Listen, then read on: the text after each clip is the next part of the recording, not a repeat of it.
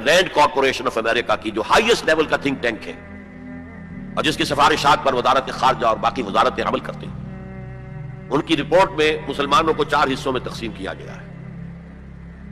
Number 1 وہ لوگ جو اسلام کو ایک نظام زندگی سمجھتے ہیں، پولیٹیکل سوشو اکنامک سسٹم بھی سمجھتے ہیں، ایک مذہب کے علاوہ۔ مذہب بھی ہے، عقائد بھی ہے، عبادات بھی ہیں، رسومات بھی ہیں، لیکن اس کے ساتھ ہی پولیٹیکل سوشو اکنامک سسٹم جو سمجھتے ہیں they are our enemy number 1. We have to crush them in whatever way it is possible.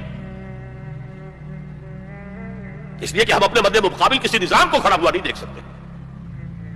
اور آپ سوچئے 40 برس جو کولڈ وار رہی وہ نظاموں کی جنگ تھی نا، اس میں مذہب کا تو کوئی سوال ہی نہیں تھا۔ ویسٹ میں بھی سب کے سب کیا تھے؟ عیسائی تھے، اور رشیا کے اندر کون تھے؟ USSR کی عظیم اکثریت کن پر مشتمل تھی؟ یہ چند مسلمان ممالک چھوڑ دیجئے، قازقستان وغیرہ، تو باقی تو سارا وہ عیسائی تھے نا۔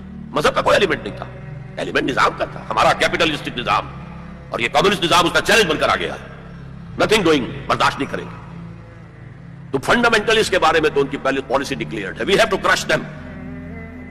نمبر 2 ہے ٹریڈیشنل لوگ، روایتی علماء، یہ اپنے مسجدوں میں، اپنے مدرسوں کے اندر قال اللہ قال الرسول پڑھنے میں ہیں، تو یہ فی نفس ہی تو خطرناک نہیں ہے، لیکن اگر یہ فنڈامنٹلسٹ کے ساتھ مل جائے تو بہت خطرناک ہے، اس لیے کہ ان کے پاس جو ہے لوگوں کے ساتھ رابطے کا مستقل ذریعہ موجود ہے۔ ہر جمعے کو جلسہ عام ہو رہا ہے، چھوٹا سا جلسہ کرنے کے لیے بھی آپ کو کتنے پاپڑ بیلنے پڑتے ہیں، اس کا اشتہار شائع کیجئے، اس کی ڈنڈوری کیجئے، اس کا اعلان کیجئے، وہ کتنے آئیں گے؟ 200-400 آ گئے تو بڑی بات ہے۔ یہاں وہ کچے دھاگے سے بندھے آ رہے ہیں، نہا دھو کر کپڑے بدل کر عطر لگا کر چلے آ رہے ہیں۔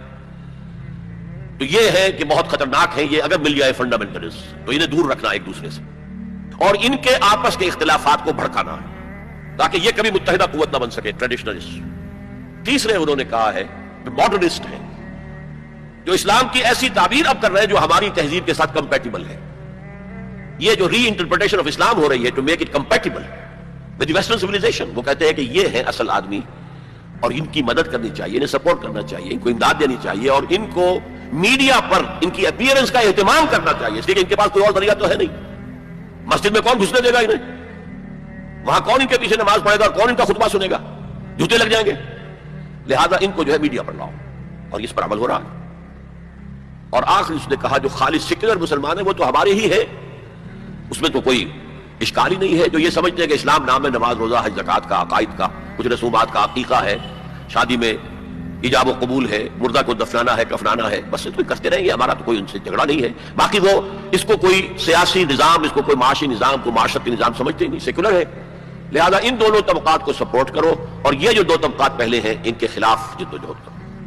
یہ ہے پالیسی ایڈوائز جو دی گئی ہے امریکہ کی حکومت۔